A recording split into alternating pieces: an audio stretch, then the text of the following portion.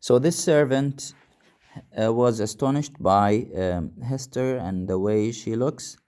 Yeah, Fassuth, she asked about whether the Bellingham is inside or out. He said, yeah, right. Staring with wide open eyes, he was astonished, startled, because of the way the scarlet letter is embroidered on Hester, which, being a newcomer in the country, he doesn't know and he has not heard about the scarlet letter. Yeah, his honorable worship is within, but he has a godly minister or two with him, and likewise a leech. A leech means a physician. So he is busy with some people, Bellingham. Nevertheless, I will enter, answered Hester, perhaps judging from the decision of her air and the glittering symbol on her bosom that she was a great lady in the land, offered no opposition. So he um, he thinks that as far as he's not a Puritan, so he considered Hester as a very interesting person and a woman of a stature. So he allowed her to enter to the house easily. Um, Here we have some kind of description from within the house, within the palace of the Mr. Bellingham. On the wall hung a row of portraits representing the fathers of Bellingham lineage, with some with armor on their breasts and other with stately ruffs and robes of peace. All were characterized by this sternness. This is a description to the ancestor of Bellingham, the people like his fathers, grandfathers, and others. That they are described with a sternness and severity, which all portraits so invariably put on, as if they were the ghosts rather than the pictures of departed worthies. So this is how the origin of Bellingham is described by the writer. So they are harsh, stern, and severe.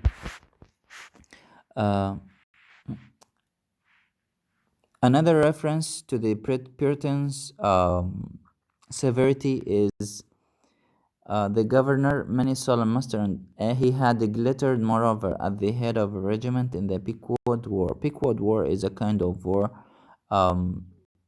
that the newcomers, Puritans, waged on the Red Indians, and they have killed and slaughtered thousands of people from the Red Indians and occupied their lands.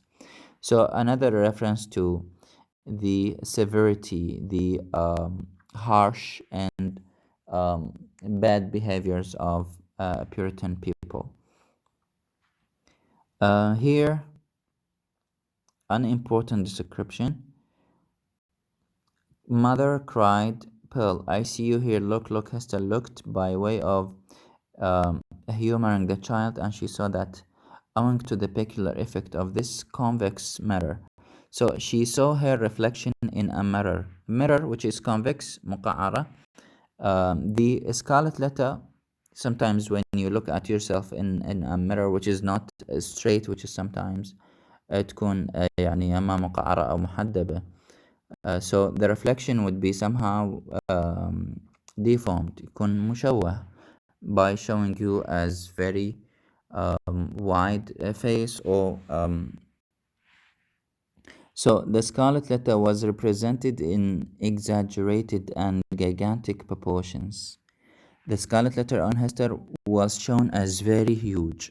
Here the writer wants to give us an idea that, look, the scarlet letter is, let's say, has a huge value. It is very important. It has a greater significance than other people think or believe.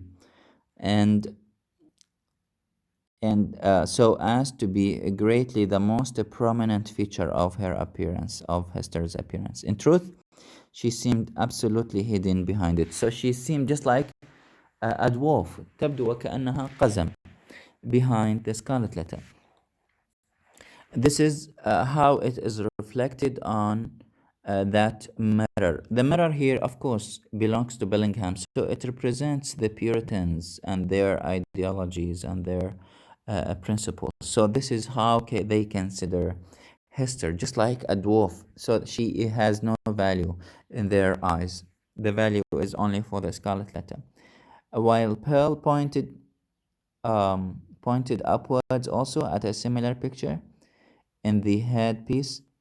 Well, the elfish intelligence that was so familiar, an expression on her small physiognomy. A pearl here is reflected just like an elf, or later as an image of an imp, yani just like a devil.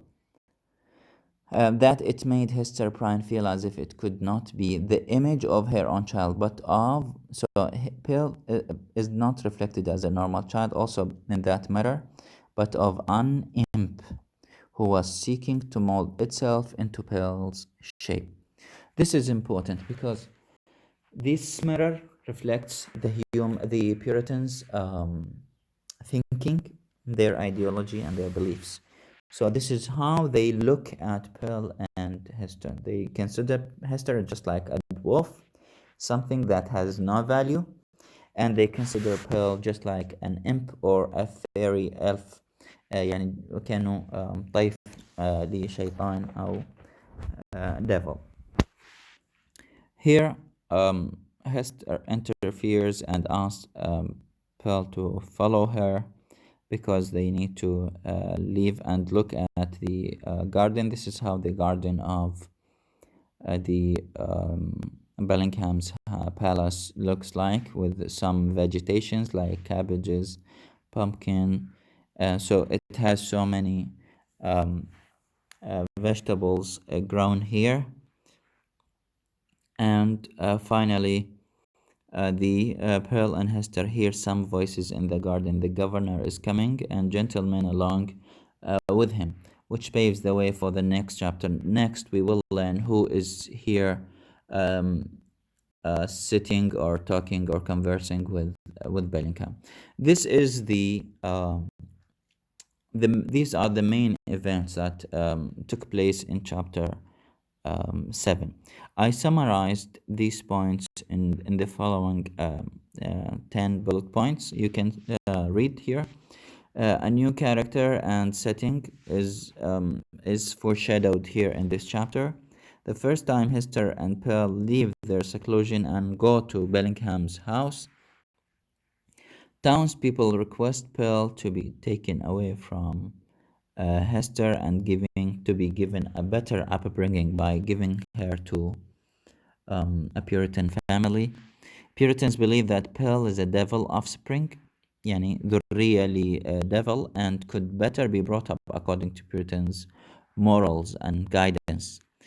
Puritans' children behavior is reflected in this chapter, and how Pearl reacted towards them. We just noticed that.